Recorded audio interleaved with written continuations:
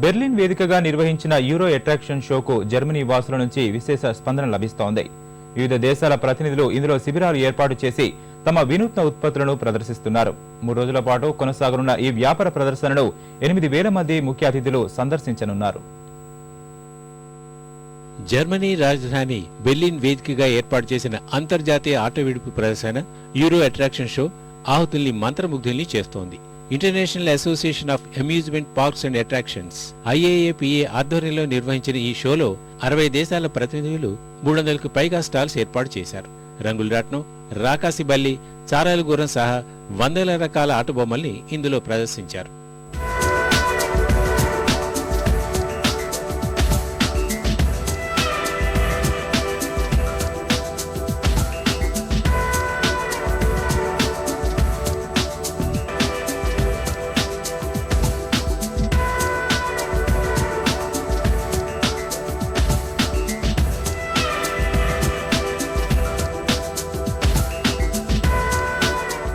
ఈ ఏడాది ప్రదర్శనలో భాగంగా నాణ్యత, రక్షణ, ఆకర్షణపై ప్రధానంగా దృష్టి సారించినట్లు నిర్వాహకులు తెలిపారు. వీడియో గేమ్స్, కార్లు సహా మిగతా పరికరాలన్నింటిలో 3D సాంకేతిక పరిజ్ఞానాన్ని వినియోగించినట్లు IAAPA అధ్యక్షుడు మ్యాక్ తెలిపారు.